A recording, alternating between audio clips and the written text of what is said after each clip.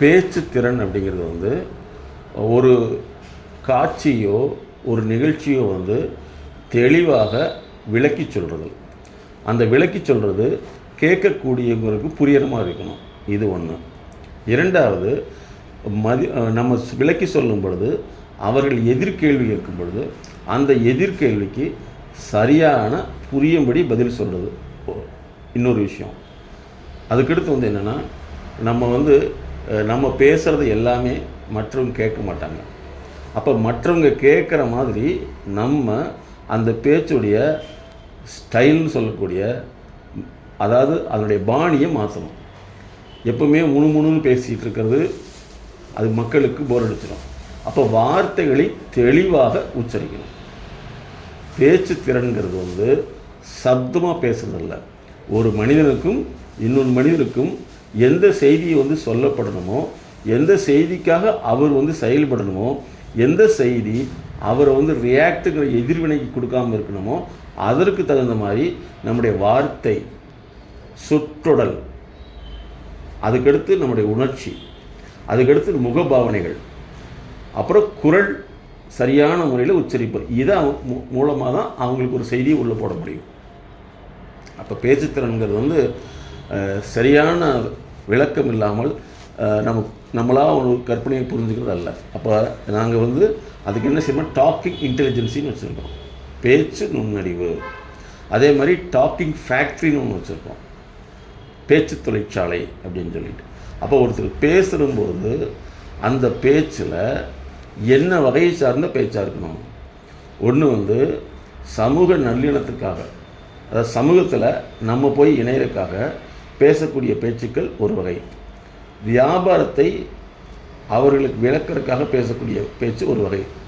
வியாபாரம் நடந்துருக்கும் பொழுது அதில் சேல்ஸ் ஆகணுங்கிறதுக்காக பேசக்கூடிய பேச்சு என்பது இன்னொரு வகை. அதே மாதிரி நம்ம பேசுகிறது வியாபாரத்தை பற்றி விழிப்புணர்வு, ஒரு பொருளை பற்றியாக இருக்கலாம், அல்லது நம்ம செய்யக்கூடிய வேலை சேவை பற்றியாக இருக்கலாம், இதை பற்றிய விழிப்புணர்வு சொல்லக்கூடிய பேச்சுங்கிறது வேறு வகை. அப்போ பேச்சு திறன்கிறது வந்து ஒருத்தருடைய தேவையை பொறுத்து அது மாறுபடும்.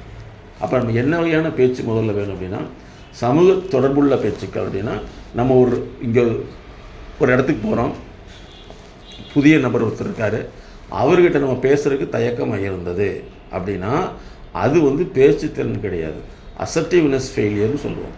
ஒருவர் தன்னுடைய சூழலை விட்டுட்டு இன்னொருத்தர் கேட்கறதுக்கு வந்து கூச்ச சுபாவம், வெக்கம், அல்லது வந்து அடுத்தவங்க இந்த மாதிரி கேள்வி கேட்டால் தப்பாக நினைப்பாங்களோ அப்படிங்கிற எண்ணம், அல்லது அவர் ஏதாவது நம்மக்கிட்ட எதிர்த்து பேசிடுவாங்களோங்கிற எண்ணம், இப்படி இருக்கிறது ஒரு வகை. அப்போ வந்து ஒரு மனிதர் இன்னொரு மனிதனோட வெளியே தொடர்பு கொள்ளக்கூடிய தன்மை என்பது வேறு, ஒரு மனிதன் இன்னொரு மனிதனோடு சும்மா ஒரு சோஷியல் கனெக்ட்னு சொல்லக்கூடிய சமூக இணைப்புக்காக பேசக்கூடிய விஷயம் உண்டு அப்படிங்கிற ஒரு திறன் என்பது வேறு. அதே மாதிரி ஒருத்தர் வந்து வியாபாரத்துக்காக பேசக்கூடியது, வியாபாரங்கிறது வந்து என்னன்னா ஒரு பொருளை விற்பனை செய்தல் அல்லது ஒரு பொருளை வாங்குதல், அடுக்கடுத்து வந்து ஒரு பொருளை பற்றி விளக்கி சொல்லுதல், இதற்குண்டான பேச்சு திறன், பேச்சு தன்மை, பேச்சினுடைய கட்டமைப்புங்கிறது வேறு.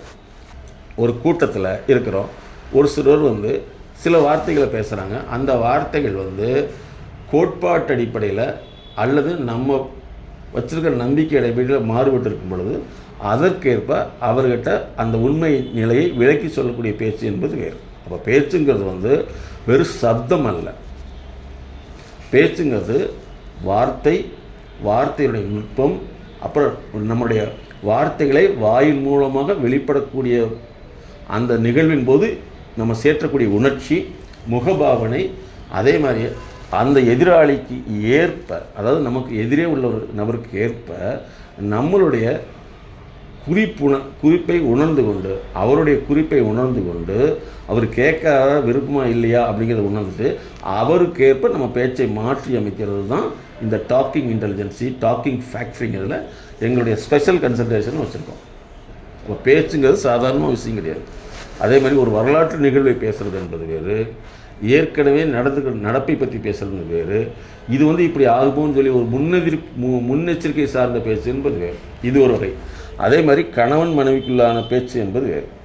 அப்போ வந்து அந்த இடத்துல எப்படி இருக்கணும் அப்படின்னா, வியாபார பேச்சு இல்லாமல், அதே மாதிரி வந்து விபரீத பேச்சு இல்லாமல், அவர்களுக்கு நீங்கள் ஒரு லைஃப் பார்ட்னர், கணவன் மனைவி 2 பேருக்கு இடையில் வந்து லைஃப் பார்ட்னர், வாழ்க்கை துணை என்ற அர்த்தத்தில் வந்து அவர்களுக்கு அரவணைப்பு சார்ந்த பேச்சு, அந்த பேச்சுக்கள் வந்து அவர்கள் இன்பமிடக்கூடியதாக இருக்கணும். அதே சமயத்தில் வந்து அவர்கள் வந்து ஆப்போசிட்டாக உள்ளவங்க, அதாவது வந்து கணவனாக இருக்கலாம், மனைவியாக இருக்கலாம், அவங்க தன்னுடைய தேவையை உங்கள்கிட்ட கேட்கும் பொழுது அந்த தேவையை வந்து எவ்வாறு விளக்கி சொல்லணும், அல்லது அந்த தேவையை வந்து எப்போ நிறைவேற்றி கொடுக்கணும்னு சொல்கிறது அப்படிங்கிறது அந்த ஹஸ்பண்ட் ஒய்ஃப் 2 பேருக்குள்ள கான்வர்சேஷன் அப்படிங்கிறது வேறு.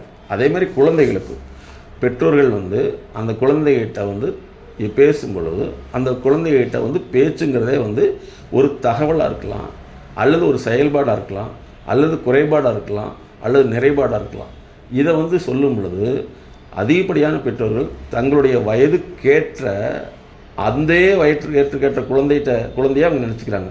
அதாவது பெற்றோருக்கு வயசு 30 இருக்குது, நான் அந்த குழந்தைகிட்ட 30 வயசு குழந்தைகிட்ட பேசுகிற மாதிரியே பேசுகிறாங்க. அந்த குழந்தை எதை புரிஞ்சுக்கும், அதை புரிய வைக்கிறதுக்கு எப்படி அப்படிங்கிறது அவங்களுக்கு தெரியாது. அப்போ குழந்தைகிட்ட தொடர்பு கொள்வது என்பது தனி வகையான அது ஸ்பீச் தெரப்பிங்கிறது அது தனி. அதேமாதிரி பேச்சே வரமாட்டேங்குது, பேச்சு திக்குதுன்னா அந்த பேச்சை வந்து ஃப்ளூயன்சியாக மாற்றுறதுக்கான உளவியல் சிகிச்சை என்பது வேறு. சொல்ல முடியாத அழுத்த நினைவுகள், அடக்க முடியாத அழுகை, கட்டுப்படுத்த முடியாத கோபம், தாங்க முடியாத கஷ்டம், தன்னை யாரும் புரிந்து கொள்வதில்லை என்ற ஏக்கம், அதிகமான பயம், தூக்கமின்மை, உடல் சார்ந்த வலி, இன்னும் இது போன்று பல சிக்கல்களிலிருந்து விடுபட நாங்கள் உதவுகிறோம். அணுகவும். உளவியல் முதல் உதவிக்கு MSK ஜஸ்ட் கால் 93 602 53 930.